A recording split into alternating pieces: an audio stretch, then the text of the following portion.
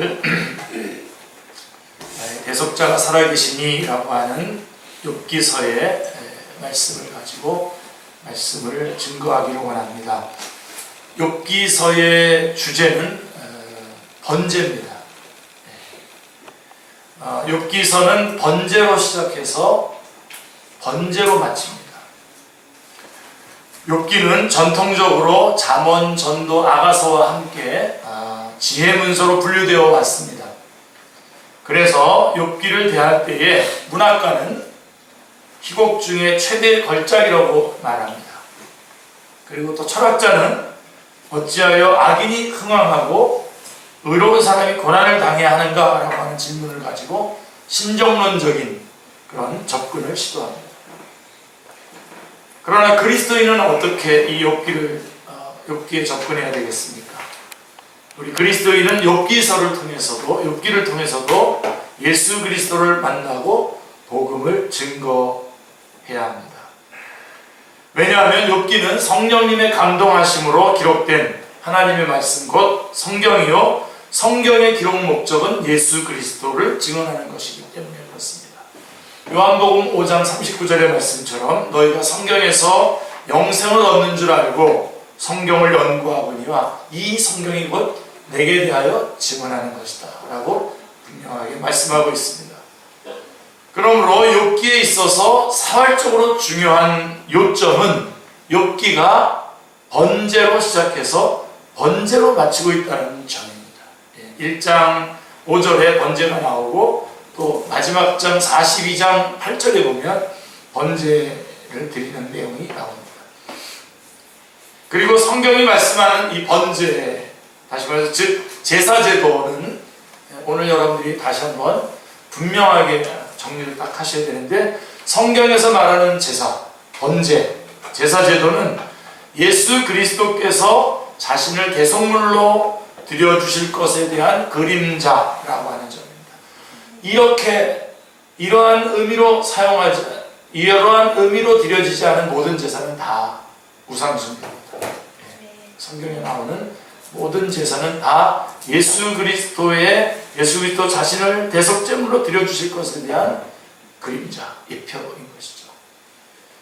만약 이것을 떠나서 드리는 제사라는 것은 다 우상숭배입니다. 이사야서 66장 3절 말씀을 한번 보십시오. 성경 찾아보실 수 있는 분들 찾아보시고 앞에 나오죠.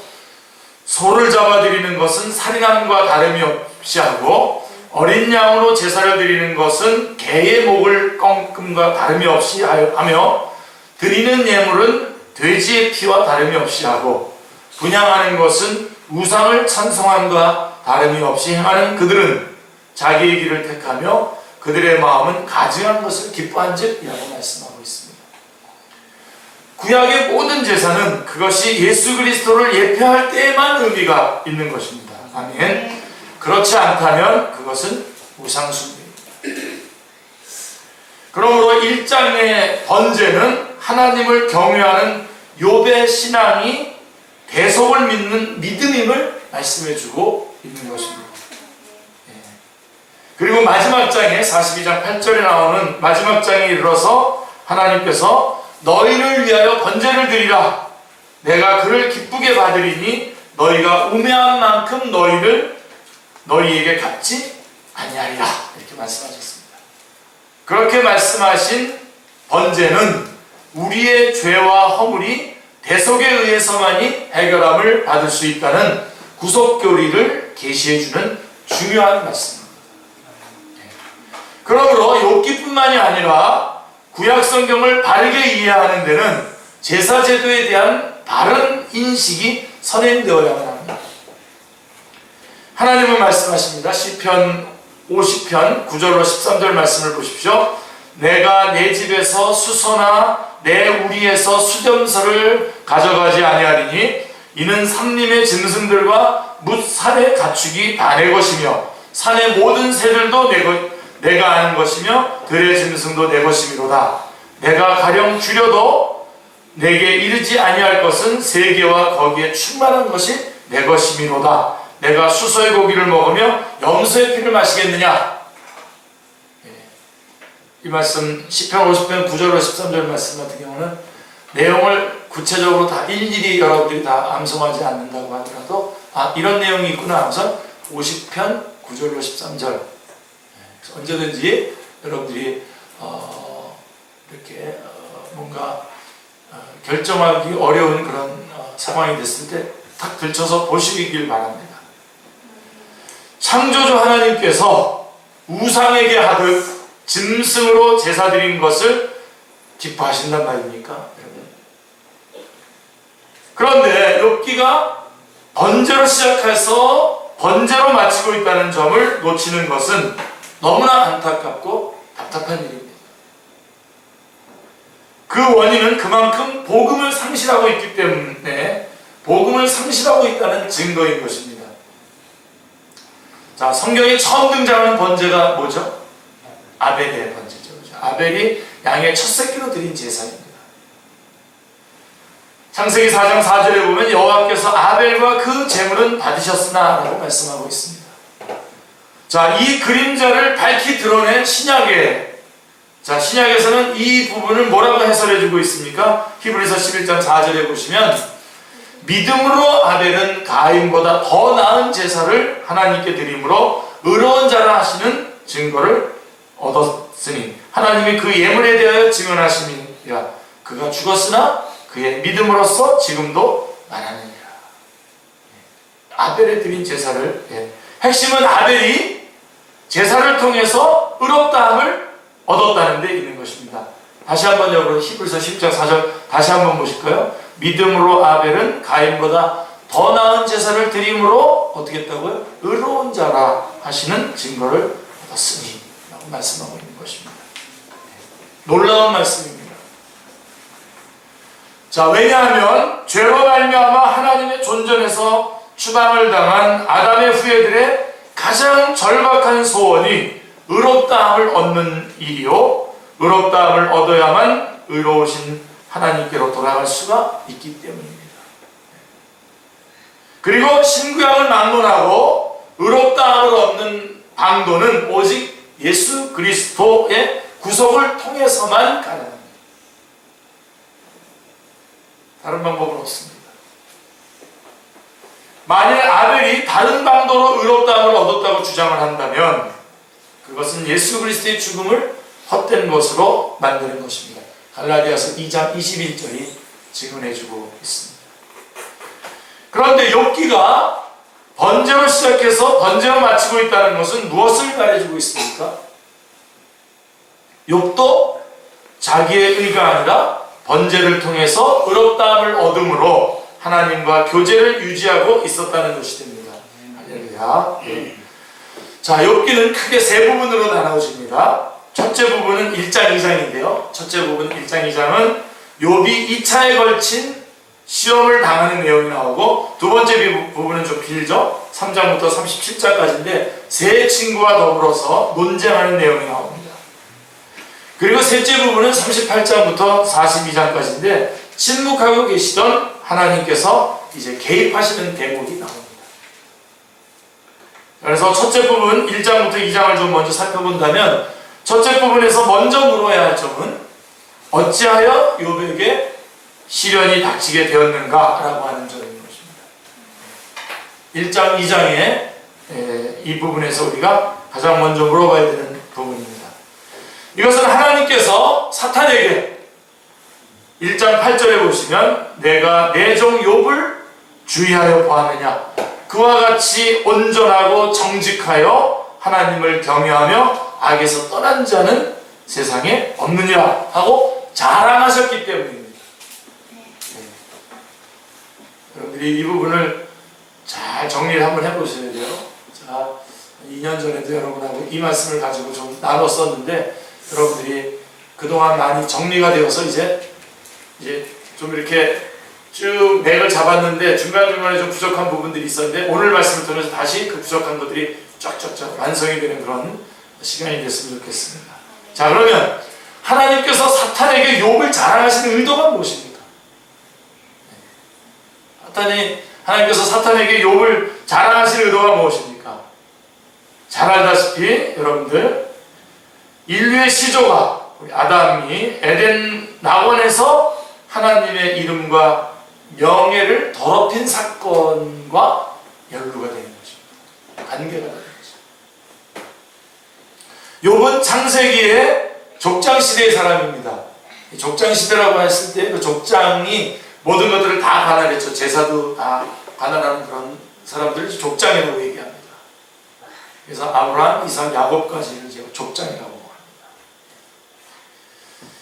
자, 그가 가족을 위해서 자신이 번제를 드렸다라고 하는 그 한 가지만 보더라도 이것은 이 욥이 족장시대의 사람이에요. 그래서 이 욥은 그 시대적으로 구분하면 제가 16시대로 성경 구분하는 거 여러분 다 구분해 가지고 계시죠? 그래서 창조시대, 족장시대, 노예시대 이렇게 쭉 나가는데 족장시대에 포함됩니다. 이 욥은, 욥기는. 그래서 욥은 이 창세기의 족장시대의 사람입니다. 그가 가족을 위해서 제사를 드렸다라고 하는, 번제를 드렸다라고 하는 것에서 이것을 입증할 수가 있습니다. 자, 하나님은 아담과 하와가 더럽힌 하나님의 명예를 누군가가 회복시켜 주기를 기대하신 것입니다. 이처럼 하나님의 구원 계획에는, 우리 하나님의 구원 계획에는 우리의 구원보다도 더 중요한 문제가 있다고 제가 항상 말씀드리고 있죠. 바로 욥기서를 보더라도 바로 욥기서 전체가 사실은 영광 대결의 문제입니다. 자, 하나님의 이름과 이 하나님의 구원의 계획에는 하나님의 이름과 명예가 걸려있다는 점을 항상 명심해야 됩니다. 항상 염두에 둬야 됩니다.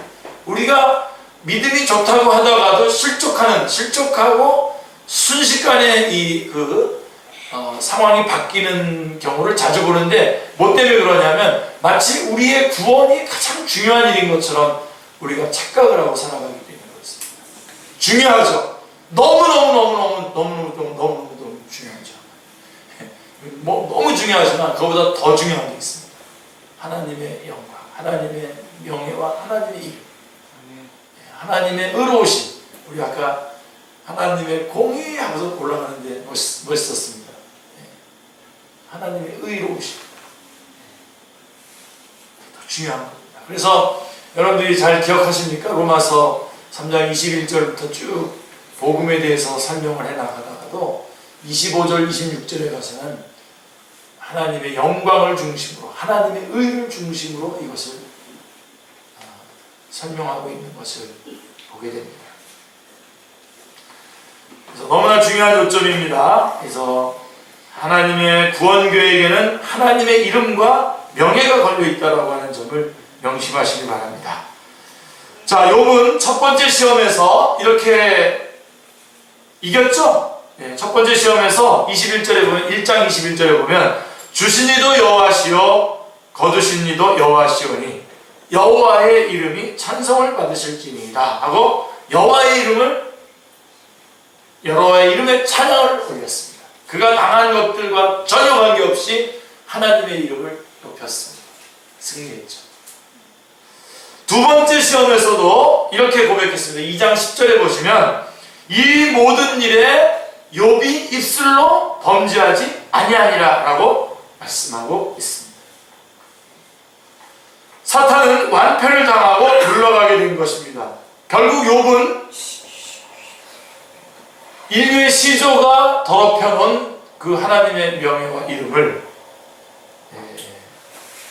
회복했죠. 결국은 욥은 하나님의 이름과 명예를 위해서 고난을 받은 것이 됩니다. 그리고 승리했습니다.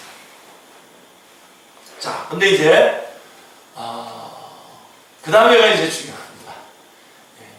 우리 성경을 볼 때 항상 그것까지만 보지 마시고 그 뒤를 보셔야 되는데 3장으로 가게 되면 인간의 연약성이 드러납니다. 왜냐하면 3장 1절에 이렇게 말씀하고 있습니다. 그 후에 욥이 입을 열어 자기의 생일을 저주하니라. 이 말씀을 딱 읽을 때, 욥기서를 1장 2장 읽고 3장에 들어가서 이 말씀을 딱 읽을 때 이거 어떻게 된 거야 이거. 갑자기 난감해지죠. 근데 사실 그 난감함이 우리의 모습입니다. 욥기 3장 1절에 보면 그 후에 욥이 입을 열어 자기의 생일을 저주하니라 라고 말씀하고 있기 때문입니다. 그리고 나서는 3장에 계속 보면 욥이 무엇 하였더라면 어찌하여 그러면서 계속해서 탄식을 합니다.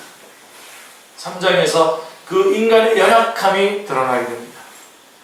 생일을 저주했다라고 하는 것은 생명의 근원 되시는 하나님을 원망한 것이 됩니다. 욥도 그러니까 온전하게 영광을 하나님 앞에 돌리지 못했다라고 하는 것이 3장에서 우리가 볼 수 있는 결론입니다. 이런 맥락에서 마가복음 1장 12절에 보시면 성령이 곧 예수를 광야로 몰아내신지라 라고 했던 이 표현은 의미심장한 바가 있습니다.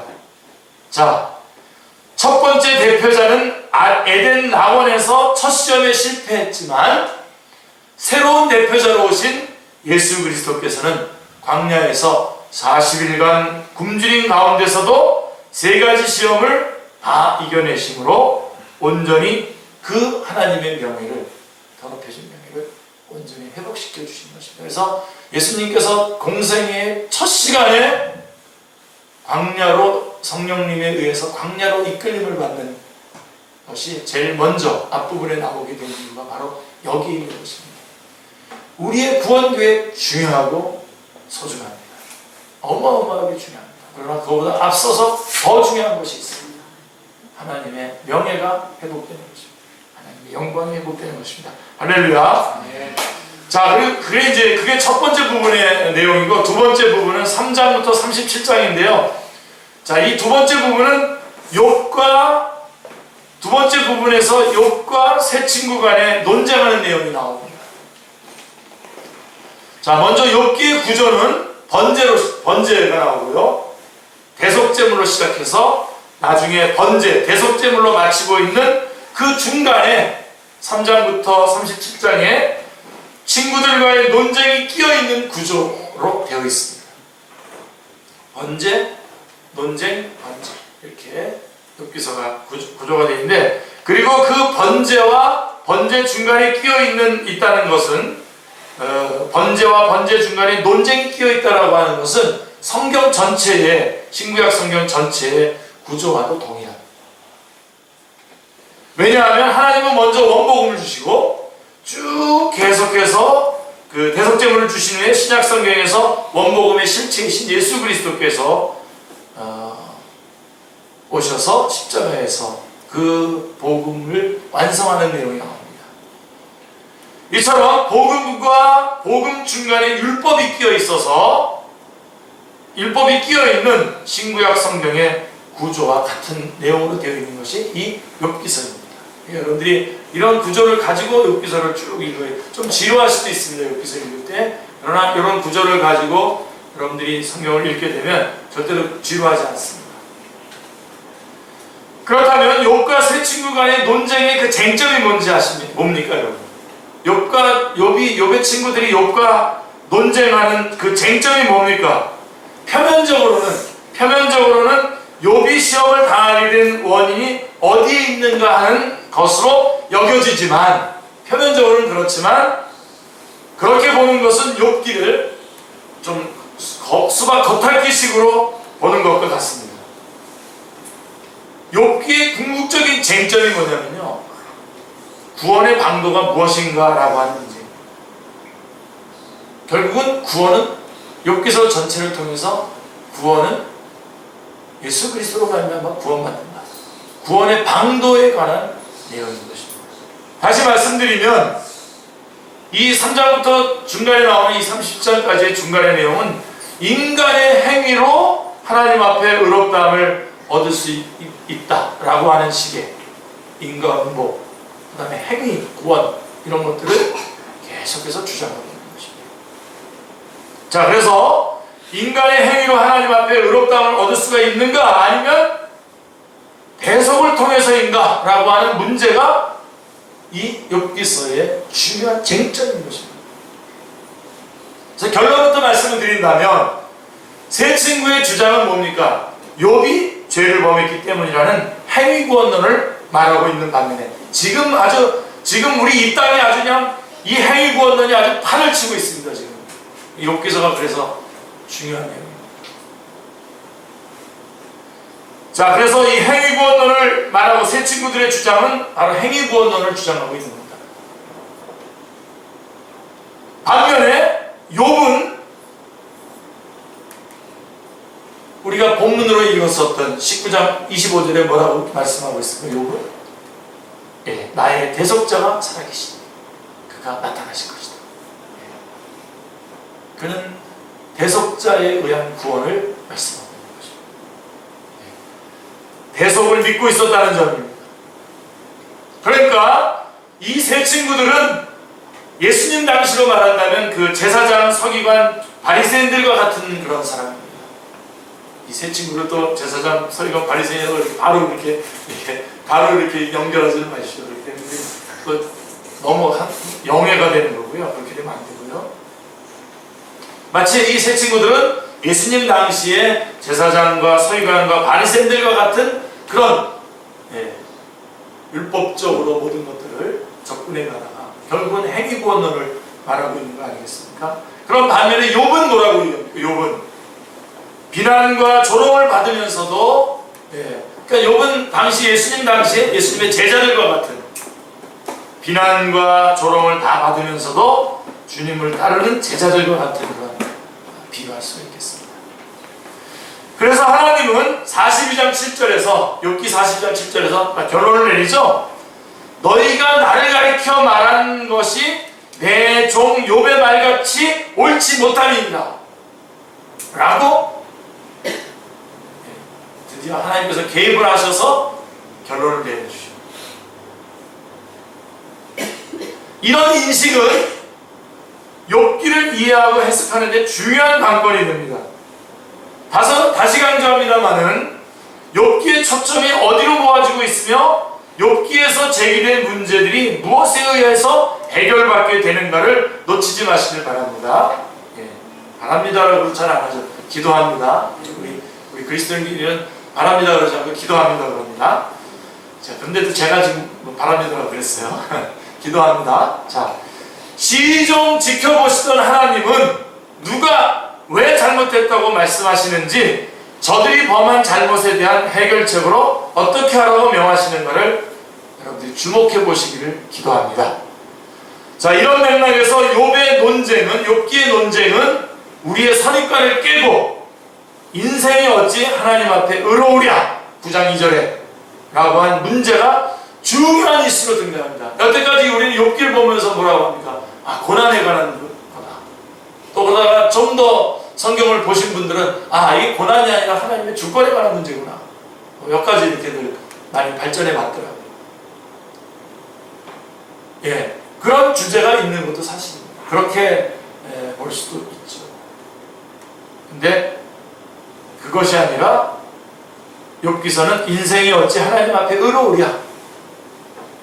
이게 가장 중요한 이슈로 등장하게 되는 거죠. 그리고 욥의 세 친구들은 율법을 율법적으로 잘 행하고 지키면 되는 게 아니냐라고 하는 식으로 주장을 했고, 욥은 나의 구속자가 살아계시니 그가 이 땅에 나타나실 것이다 라고 하면서 구속자를 기다립니다. 그런 형태로 지금 되어 있는 것입니다. 그래서 15장 14절도 보십시오. 한번 계속해서 인생이 어찌 하나님 앞에 의로우랴 라고 하는 문제가 중요한 이슈로 등장하는데, 15장 14절에도 보시면 사람이 어찌 깨끗하겠느냐, 여인에게서 난 자가 어찌 의롭겠느냐 이렇게 말씀하고 있습니다. 그리고 25장 4절 6절도 보시면 중요한 이 단서들인데요. 그런즉 하나님 앞에서 사람이 어찌 의롭다 하며 여자에게서 난 자가 어찌 깨끗하다 하랴. 보라, 그의 눈에는 달이라도 빛을 발하지 못하고 별도 빛나지 못하거든 하물며 구더기 같은 사람, 벌레 같은 인생이랴 이렇게 말씀하고 있습니다. 대체 이들을 통해서 이들이 어떻게 행위를 통해서 율법을 지켜서 구원을 받겠다고 말하는 거야? 하는 그런 뜻이죠. 욥기의 주제를 신정론의 입장에서 의로운 자가 어째서 고난을 당하느냐라고 주장하는 사람들이 많이 있지만 성경은 뭐라고 얘기하고 있죠? 의로운 자가 왜 고난을 당하냐? 이게 신정론이거든요.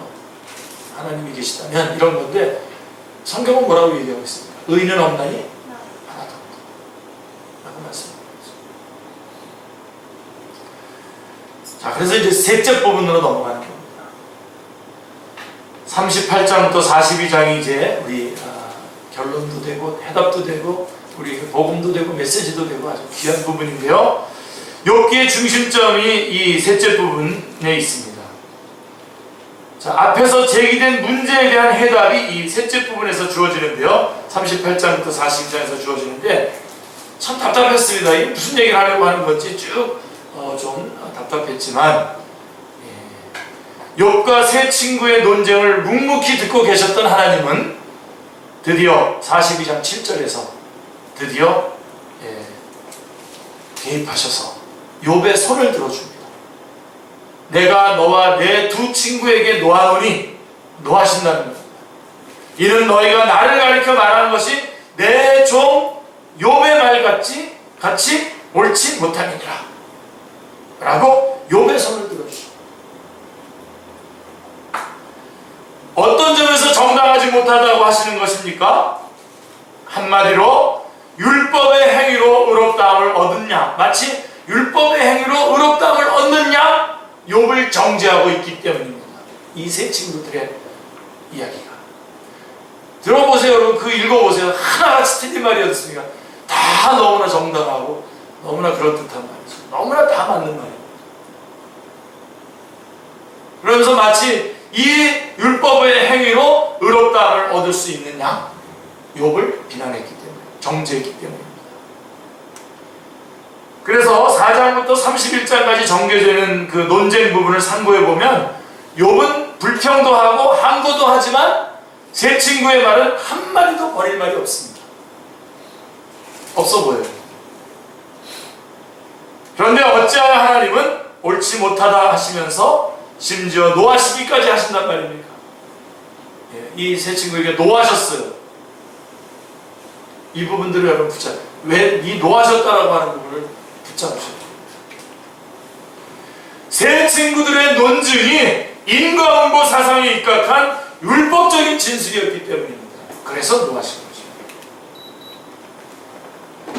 8장 3절 4절에 보시면 하나님이 어찌 정의를 굳게 하시겠으며 전능하신 이가 어찌 공의를 굳게 하시겠는가? 내 자녀들이 주께 죄를 지었으므로 주께서 그들을 그 죄에 버려두셨나니라고 마치 자신들은 율법의 행위로 흠이 없는 자들이냐 욥을 정죄했던 것입니다. 지금도 그런 사람 무척 많아요. 특별히 인권운동한다는 사람들 자기는 마치 이 부분에서 전혀 문제가 없는 사람인 거죠. 또 강단에서 이 율법을 설교하시는 분들 보면 그 설교하시는 그분은 전혀 이 율법 이 부분에 있어서 전혀 저촉되지 않은 채 홀로 괜찮은 존재인 거죠.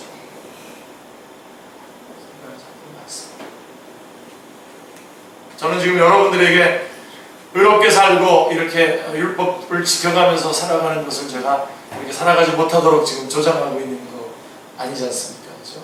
그 얘기를 하려고 하는 게 아니지. 마치 그렇게 이끌어 가가지고 하나님께서 우리에게 베푸신 이 놀라운 구원의 역사를 무효화시키려고 하는 시도들이 있다는 거죠. 그들이 의도했든 안 했든 결국은 욥의 세 친구들은 그런 쪽을 의도했고 하나님은 그에 대해서 노하셨던 거죠. 그래서 욥은 이렇게 말합니다. 13장 4절 5절에 보시면 너희는 거짓말을 지어내는 자여 다 쓸모없는 의원이니라. 너희가 참으로 잠잠하면 그것이 너희의 지혜일 것이니라. 16장 2절에 이런 말은 내가 많이 들었나니 너희는 다 재난을 주는 위로자들이로구나.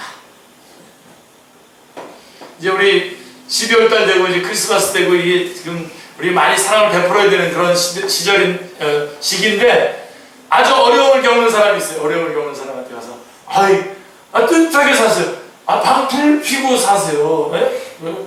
잘 드시고 새끼 꼭 드시고요. 잠 푹 자시고요.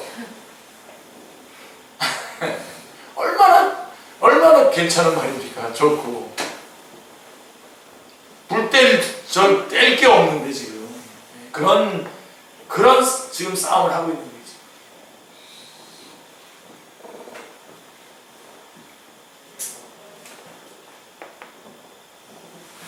저는 이거, 나이가 좀 들었지 않습니까? 그래도 좀 들었는데, 이제. 그 아이폰 같은, 이제 핸드폰, 스마트폰 같은 거, 좀 뭐 물어보면 그냥 가르쳐 주고서 그냥 해주면 참 좋겠어요. 이렇게 해라, 저렇게 해라 하는데, 아니, 그렇게 하면 되는지 내가 모르나. 근데 그렇게 가는 과정이 나는 힘들거든요. 지금. 젊은 친구들은 쉽고. 그래서 그걸 물어보면 그냥 가르쳐 주고 그렇게 하라고 하면 되죠. 근데, 그렇게 하라고, 저렇게 하라고. 알았죠? 그래서 이제 그렇게 하지 못하고 살아요. 그러면, 왜 이렇게 안 하시냐고. 쪼다같이. 이제, 그 말은 안 하지만.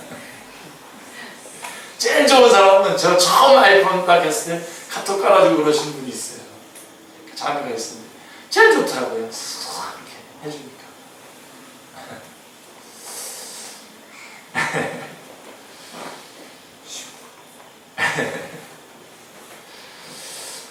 자, 저도 지금 한거하는 겁니다, 지금. 네. 가끔 이렇게 물어보는 사람도 있어요. 저한테도 어떤 중요한 그 신학적인 문제라든가 이런 거 물어볼 때 저는 제가 손이 미치는 범위까지는 다 제가 제 손으로 다 해드립니다. 그리고 그래도 이제 이거는 정말 자기가 해야 될 거면 그거는 자기가 하도록 하지 마. 그래서 버릇 나빠진다고 또 옆에서 그러죠. 얼마 산다고 버릇 나빠져가지고 얼마나 또 산다고 빨리 그냥 가르쳐주고 그냥 그렇게 살게 하는 게 좋지 않습니까? 우리 직장에서도 업무가 바뀔 때마다 인수인계 받을 때 좀 같이 딱 와줘서 같이 와서 탁탁 이렇게 좀 자기가 한번 시범도 보여주고 이렇게 하면 얼마나 좋습니까, 그죠? 근데 이렇게 하라고 주고서는 그냥 모른 척하는 사람이 있어요. 그래서 왜 모른 척하냐 그러면 자기가 자생력을 키워야지. 그 다음 달에 지금 퇴직할 사람인데 빨리 가르쳐 주지. 지금 조금 제가 좀 이 비유가 이렇게 약간은 이렇게 적중한 그런 말들 지금 하진 않았습니다만은 바로 지금 이 부분입니다. 지금. 그래서 지금 욥은 이런 말을 내가 많이 들었다. 많이 들었어. 그래서 뭐?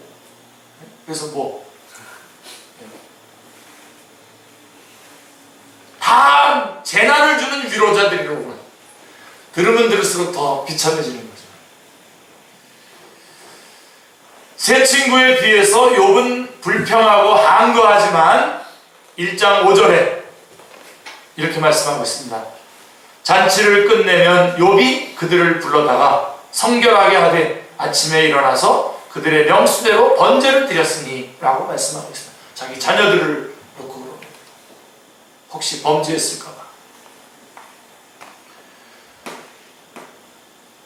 번제를 왜 드렸습니까? 왜 번제를 드렸습니까? 1장 5절에 이는 욥이 말하기를 혹시 내 아들들이 죄를 범하여 마음으로 하나님을 욕되게 하였을까 함이라 라고 1장 5절은 말씀하고 있는 것입니다. 혹시 죄를 범했을지라도 배속을 믿었기 때문이라는 것입니다. 하나님은 세 친구가 범한 잘못에 대한 해답으로 무엇을 말씀하셨습니까? 42장 8절에서 이제 마지막 결론입니다. 이렇게 너희들 이렇게 잘못했으니까 이렇게 하라. 42장 8절에 내 종 욥에게 가서 너희를 위하여 번제를 드리라. 내가 그를 기쁘게 받으리니 하나님께서 내가 기쁘게 받겠다는 겁니다. 그 번제를 받으리니 너희가 우매한 만큼, 이것도 중요해요. 우매한 만큼 절대로 잊지 마세요. 죽는 날까지. 내가 그를 기쁘게 받으니 너희가 우매한 만큼 너희에게 갚지 내가 너희들의 우매한 만큼 너희들에게 갚지 않겠다 그랬습니다. 네. 자, 그러면 그 우매함은 어디다 갚겠다는 겁니까? 예수 그리스도입니다. 이게 복음입니다. 번제로 드려지는 제물 곧 자기 아들에게 대신 갚으시겠다라고 하시는 것입니다. 이게 복음입니다. 여러분, 우리를 우매한 대로 그대로 우리를 갚으신다면 우리는 어디에 있겠습니까, 지금? 죄와 사망과 심판과 지옥의 길에서 그대로 영원한 우리의 우매한 대로 갚지 아니하시는 하나님. 선생님, 이게 제목이어야 돼요. 이것이 구속사의 역사인 성경의 논증입니다. 문제에 대한 해답은 번제입니다. 예수 그리스도입니다. 예수 그리스도의 대속입니다. 아멘. 이런 고백적인 신앙은 욥의 변증에서도 일관되게 나타나는데요. 16장 19절 20절에 보면 지금 나의 증인이 하늘에 계시고 나의 중보자가 높은 데에 계시니라. 나의 친구는 나를 조롱하고 내 눈은 하나님을 향하여 눈물을 흘리니. 계속해서 욥은 주님을 바라보고 있는 거예요. 그 다음에 17장 3절에 청하건대 나에게 담보물을 주소서. 나의 손을 잡아줄 자가 누구리이까. 애타게 중보자를 찾고 있습니다. 그리고 결정적인 고백이 뭐냐면 아까 우리가 본문으로 읽었었던 19장 25절 26절입니다. 내가 알기에는 나의 대속자가 살아계시니 마침내 그가 땅 위에 서실 것이다. 내 가죽이 벗김을 당한 뒤에도 내가 육체 밖에서 하나님을 보리라 라고 말씀하는 데에서 결정적으로 나타나는 것입니다. 사랑하는 성도님들, 이렇게 한번 생각해 보세요. 인류 역사상 도저히 이해할 수 없고 상상할 수도 없는 무고한 고난을 당하신 분이 누굽니까? 예수 그리스도입니다. 욥기서는 욥의 고난을 얘기하려고 하는 성경이다.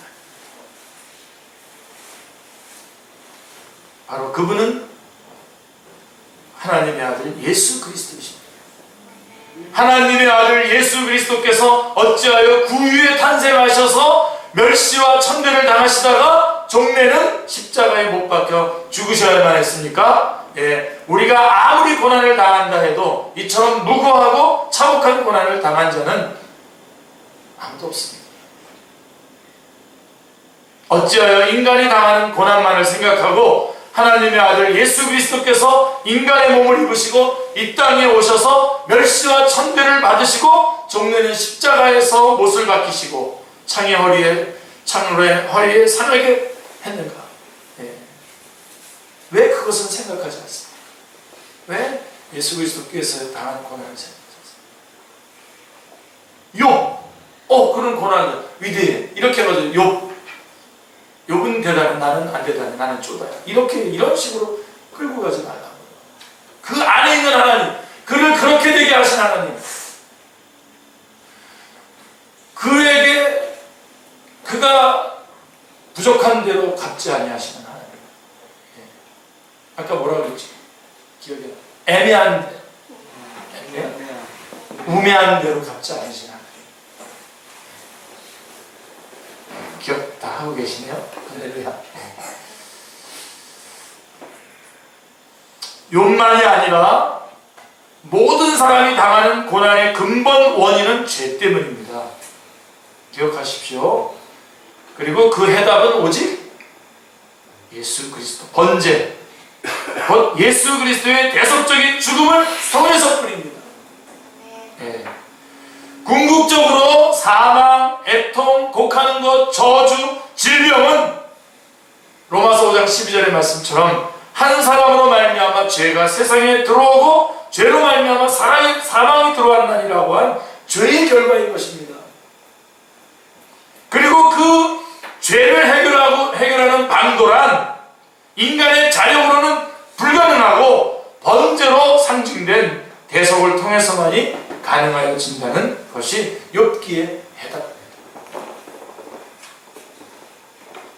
이런 맥락에서 욥기는 시험당하는 자들에게 위로와 격려가 되면서 동시에 확고한 소망과 해답을 말씀해주고 있는 것입니다. 우리의 구속자가 살아계시다. 죽더라도 내가 하나님을 볼 것이다. 욥은 천상에서 벌어지고 있는 일을 모르고 있습니다. 이것도 굉장히 중요해요. 천상에서 사탄하고 하나님께서 싸우고 있는 그것을 모르는 채 고난을 다 당한 거 아닙니까? 이러한 대결은 지금도 끝나고 있지 안 끝난 겁니다. 여러분. 지금도 우리는 천상에서 우리 주님이 사탄에게 욥의 의로움을 봤느냐라고 하면서 우리를 향해서 그가 욥이 어떻게 할 것인가를 요청하는 것과 같은 그런 싸움이 지금도 계속 진행되고 있는, 우리 한 사람 한 사람을 놓고 지금도 이 싸움은 계속 진행되고 있는 것입니다. 다시 말해서 영광대결. 우리가 끝까지 하나님의 영광을 드러내느냐 아니냐 하는 이 싸움을, 우리의 영광대결의 승리의 비결은 복음을 붙잡는 겁니다. 예수 그리스도만이 우리의 대속자이시고 그분만이 우리의 소망이시고 그분만이 우리의 모든 것의 모든 것이다 라고 하는 것을 끊임없이 주장하면서 이 땅에서 모든 영광을 하나님 앞에 돌림으로써 영광대결을 이끌어 나가는 것입니다. 이제도 하나님의 이름에 영광을 돌리느냐 아니면 모독을 돌리느냐라고 하는 영적 대결, 영광 대결이 계속되고 있습니다. 모든 영적 전쟁의 결승점이 영광 대결. 하나님 영광이 돌아갔으면 승리한 겁니다. 다 이겼고 뭔가 다 잡았는데 슬그머니 하나님의 자리에 내가 쓱 올라갔다는 건 완전히 지는 겁니다. 이것이 욥기가 우리에게 주는 도전입니다. 바로 이 오늘부터 우리가 이제 대림절, 우리 주님 오시는 크리스마스를 준비하는 주일인데 우리를 우매한 대로 갚아주시지 아니하시고 그 우매함을 갚아주시기 위해서 하나님께서는 우리 가운데 예수 그리스도를 보내주신 것입니다. 이 예수 그리스도만이 우리의 유일한 소망이고 예수 그리스도께서 우리의 모든 것의 모든 것이 되는 그런 여러분의 남은 생애가 되시길 주님의 이름으로 축원합니다. 이 시간 찬양